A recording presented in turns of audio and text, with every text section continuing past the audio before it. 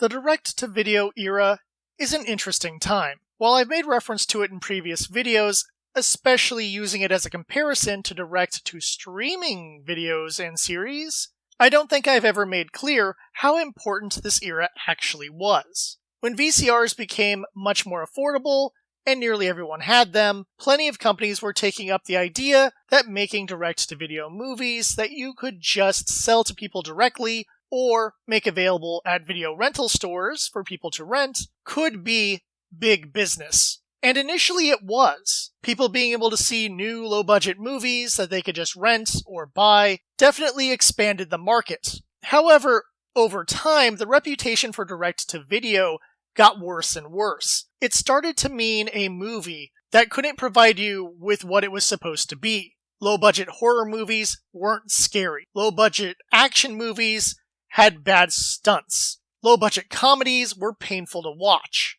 And that stigma never fully left. But you'd still have people from time to time checking these out, even into the DVD era.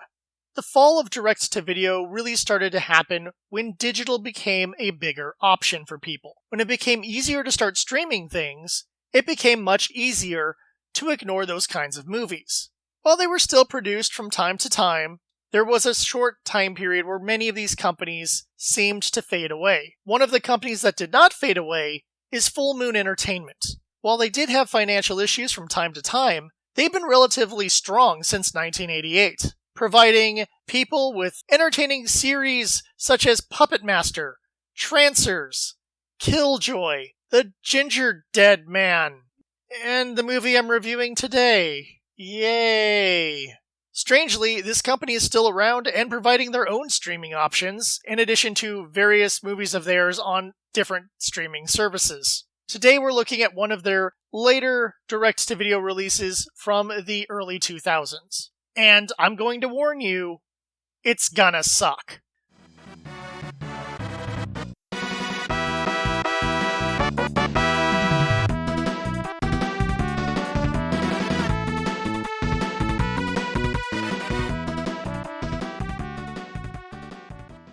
I took on CryptZ because it was referenced in the Red Letter Media Best of the Worst series. As of this recording, they haven't done an episode featuring this movie yet. And honestly, me and my brother were both curious about what this movie was all about. So I gave it a watch for this review. That was a mistake. So let's see just why this movie is so terrible. Our story follows Times Square and his two buddies, Fuzzy and Licorice. They want to be hip-hop stars, but there doesn't seem to be anything showing that they're on the road to success. Times Square ends up flirting with a woman who happens to work at a strip club called CryptZ. Unbeknownst to Times Square, she puts a spell on him that forces him to go to the club later that night. However, before the curse takes him to the club, the boys try to figure out where it is, and end up talking to Truck, their friend who happens to be into weird and supernatural stuff. He warns the boys not to go to the club, but doesn't give them real specifics. Needless to say, the boys don't listen to his advice. The spell pulls Times Square towards the club, and they are trapped inside a strip club filled with vampires. Original. Eventually, Truck comes in to save them and to exposit what's going on, and using his voodoo powers alongside Times Square, they end up defeating many of the vampires, but end it with a cliffhanger that will never be resolved, because as far as I know, there is no part 2. The worst part is, the cliffhanger sequel bait ending is so poorly handled that it really goes to show how mismanaged this movie really was.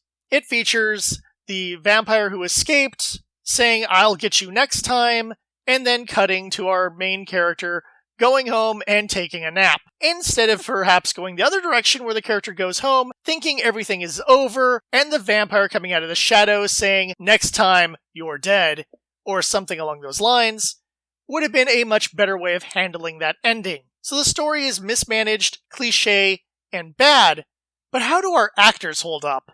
Well, Times Square, Fuzzy, and Licorice are all mediocre at best. They're not terrible actors, but they're not good either. There's definitely some lines that sound very, very terrible, but at the same time, there are scenes where the three of them are hanging out, making jokes, talking trash on each other, and that all comes off naturally and really good.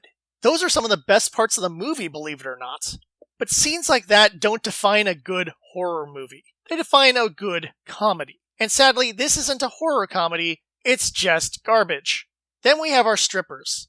I'm fairly certain most of these actresses are made up of strippers and hip-hop music video booty girls because they could all dance. They were all incredibly attractive.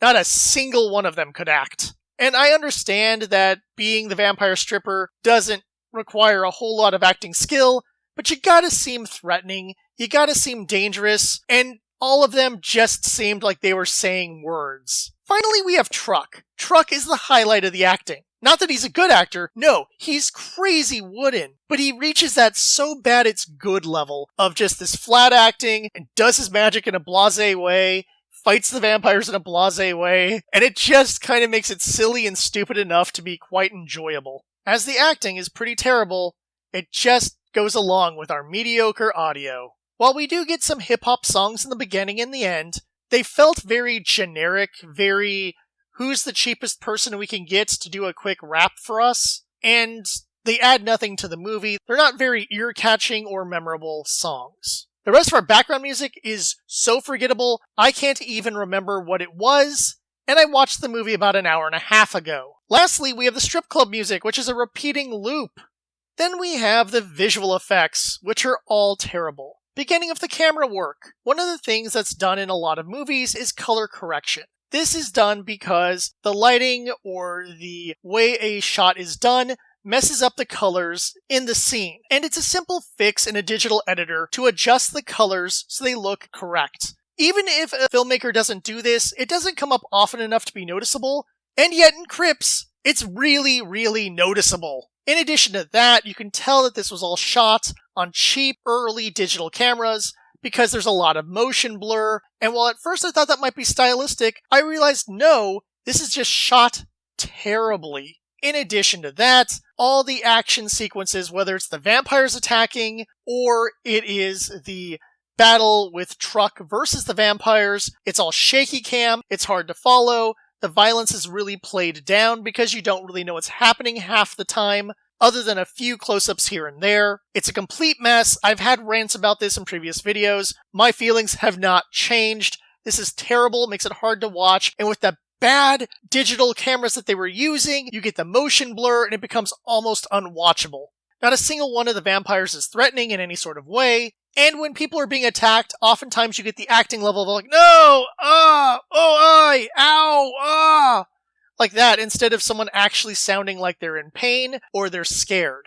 This movie was a rough watch. Oftentimes with bad movies, they can have enjoyable elements that make them fun to watch. Some just have elements that make it boring. With CryptZ, I kept having to force myself to put the phone down because I was trying to review the movie. It's never a good sign when I'd rather be messing around on my phone than watching your movie.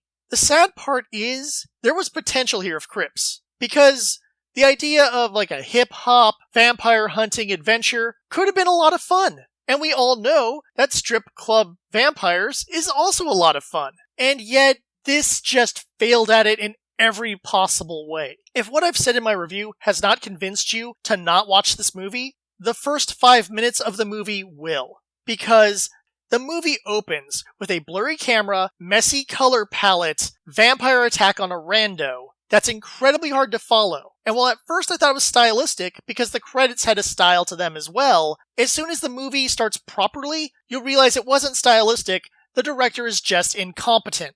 This movie is a mess, it's not worth watching, and while I don't regret watching this movie, I realize I could have watched anything else and probably had a much more enjoyable experience. I don't like reviewing bad movies.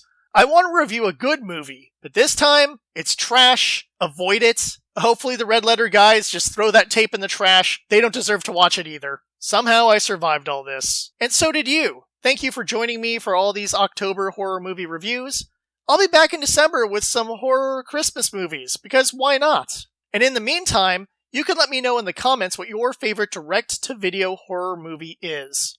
Meanwhile, please like and subscribe, because I'm always coming up with new videos every week, whether they're movie reviews, model kit reviews, or discussions about anime robots.